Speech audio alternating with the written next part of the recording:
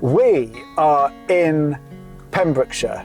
Now, I don't come to Pembrokeshire very often, and I'm in Fishguard, and I've never been there either. And very close to Fishguard are the husband and wife team artists called Gerald Dewsbury and Kim Dewsbury, who have recently moved from North Wales to here.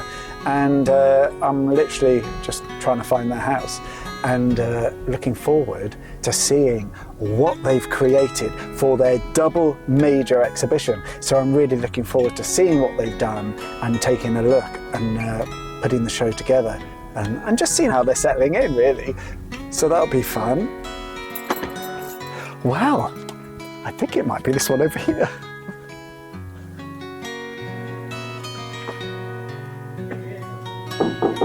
Hello. This looks amazing. Come and have a little look at this. Look at, wow. Gerald and Kim. Looks like you've settled in really well. So far, so good. Hello. Hi. Oh my God, it's so nice to see you.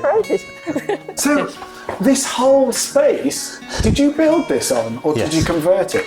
No, this was a coal shed, so we smashed that down and built this on. This was the whole point of buying this place, so we could build the studio. But look at it, I mean, it's, I guess you just live in here. Yes, yeah. Pretty Well, much. when I'm not out, but yeah. And of course, Kim, who very kindly is making some drinks at the moment. Yes, I am. It's just brewing. How have you been settling in? Okay, I think. Yeah, we're getting used to Pembrokeshire. I mean, it's a whole different landscape, so we're exploring it still. And Yeah. And what I'm finding interesting, because some years ago, because obviously we've known each other for quite a long time now, and yes, you've had many exhibitions with us, but once you had an exhibition together, didn't you? Yeah, we did.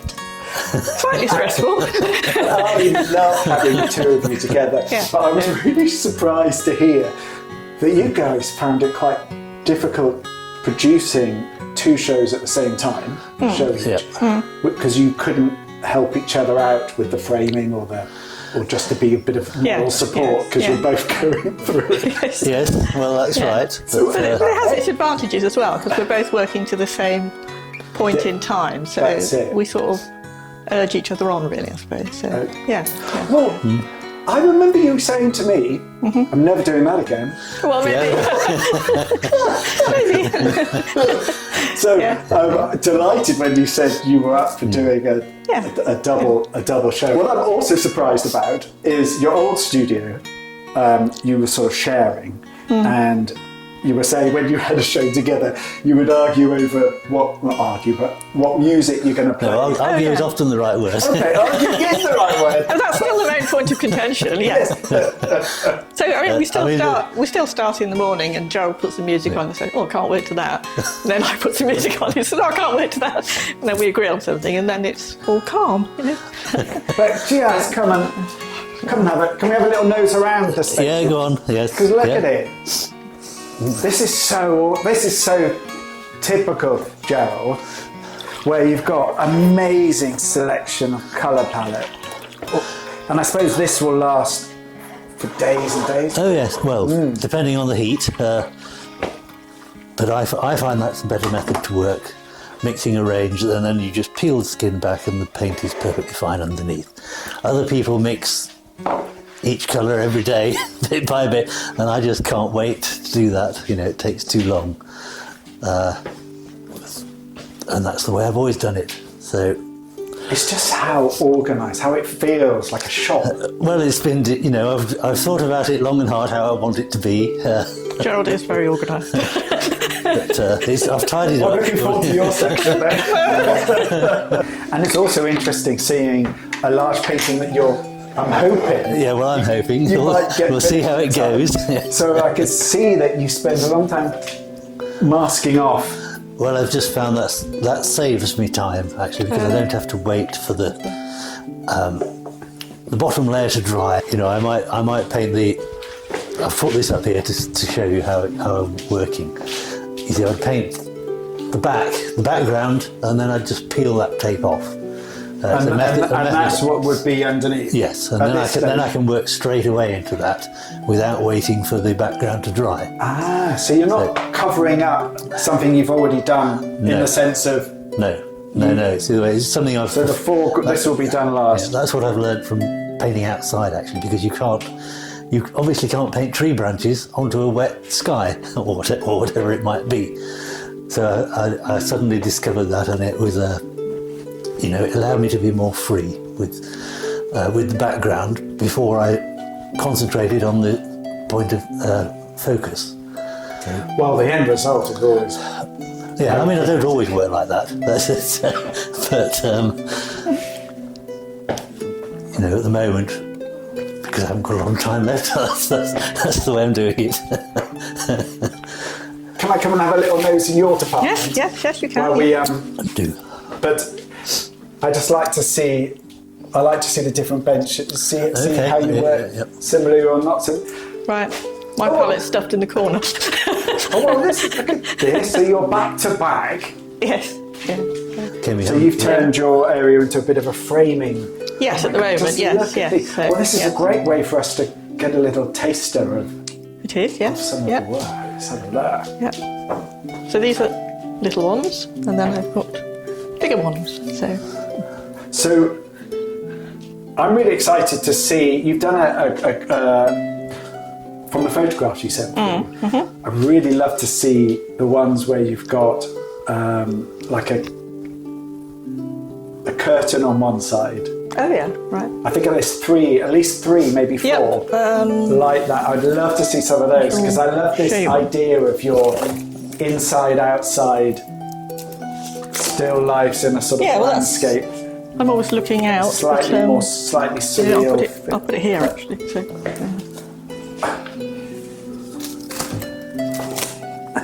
I love that. It's like I bring things inside to paint them, so it's a way of having them inside but looking out with a little bit of the landscape as well. So that's looking out from Darrell Common, as it were. It's so good. And these flowers or wildflowers, I think, are they things you pick and bring back? Do you? Yes, I do sometimes draw them in situ, but I usually just take one of each, and only if there's a lot of them. So. Well, of course. Yeah. And what, you will set up a little tableau? I usually just set something up here and I'm painting it, and they slowly die, and I hurry along to get them before they die. I love that. I mean, look at this. Yeah, those are flowers from the garden here. So looking down. That's really lovely. Can I? Yeah. It's not wet. Yeah. That is so great with a little Welsh blanket and the. And again, this sort of I've noticed there's a few with the sort of the net curtain coming in. Yeah, I quite like the way it frames the picture, really. Yeah. That's really cool. I like the sort of a composition, like the sort of looking down. Yes. And there were lots of hawksbits and lots of feverfew in our garden. They're just magical, aren't they? Your exhibition runs from the 5th to the 27th of September. Right. Yep. And I can't wait for when you guys, because you're coming to the launch, aren't you? We shall be there. Yes, we have booked somewhere to stay. Good. I can't wait to sort of show you around and see how beautiful it all looks when it's up on the walls and give you a proper tour around. Looking forward to that. Yes. And of course, you guys need to come and see the exhibition. So if you can't make it for any reason, then visit our website. That's welshart.net. Everything will be there, which would be great. And but I just want to say thank you so much for letting me have a little sneaky peek. Thank you for coming to see us. So for our latest exhibition here at Ffin y Parc in Llandudno, we have the amazing Gerald and Kim Dewsbury. Now recently I was lucky enough to go and visit them, and what a brilliant day we had. Gerald focuses mainly on trees and Kim on just nature and wildlife and things she finds around her. So let's explore and see the magic that they've produced. What I love about this painting is it really shows Kim's love of her own garden. Just the joy of it just comes out on this painting. This plant, which I've painted, Wild Carrot, was covered in hoverflies and bumblebees when it was in full bloom, but now it's obviously dying back. But quite a few different sorts of bumblebees. We've actually started doing bumblebee surveys as well. Have you? Our grandson is now. Oh yes, He's started surveying the bumblebees in his back garden and makes a little list, like we do, of what he sees. He'll ring me up and say, "Grandma, I've seen a carder-bee in the garden." Oh, isn't that just delightful? Yeah. This so reminds me of just being devoured by the woods. It was such a pleasure and an honour to do that. I have particular trees that I like. And they could be any make, is it the shape then? Yes, it's more the shape and the situation and the variety in a tree, the shapes you can see in it. You like that sort of metamorphosing sort of... Yeah, it's always fascinating. I mean, if you sit in a woodland for long enough, you can't help but see all those different things and slowly appearing and revealing themselves. Even in a conifer wood, you end up looking at all the faces looking at you. it's just not, you just can't help doing it. You seem to have a little moment of excitement with the upside down branch just back there. Yeah, because of its, what's the word, amorphism. It looks like a creature scrambling away. Yes, it's almost... Some drama is happening, even if it's on a very slow process. Might still be there next year. Yeah, but you know, that's in this forest point of view, that might be quite quick. You know, it's just it's the way we see things and the way the forest sees things is not necessarily the same. We've collected quite a lot of yellow rattle seeds, which is the sort of seed you need to begin a meadow, really. So the yellow rattle parasitises the grass and then makes way for more wildflowers. So in our garden at the moment, we've got quite a lot of yellow rattle growing. It's only seeds now, you can't see the yellow anymore because they've finished. I mean, that's also okay. Nicotiana, I mean, that's grown in our garden as well. That's not a wildflower, obviously, that's a bit more formal.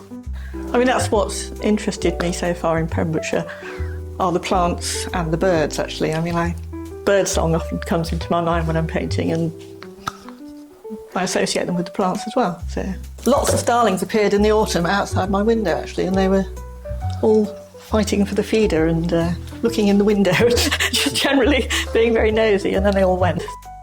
You know, in some of the woodlands in North Wales, you can't actually see the trees because of the lichen and the moss. There's hardly any tree actually showing if you look, you know, on some trees. Yeah. Which you can. So that, you know, they live symbiotically. So you have, and that's what's so fascinating about it all. You know, it could exist without me being there, without anybody being there, but we couldn't exist without that. That's created the whole, you know, the soil that we walk on and grow things in, etc. It's all due to the vegetation.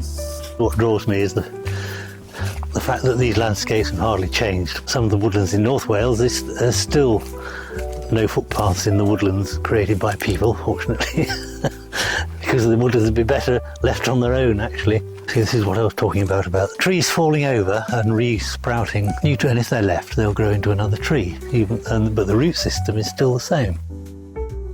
Well, there you go. So if you love nature, this is the exhibition you've got to come and see. So it runs from the 5th to the 27th of September, so please come if you can. We also have a great website. It's called welshart.net. All the work is there, and you can also purchase online. Thank you.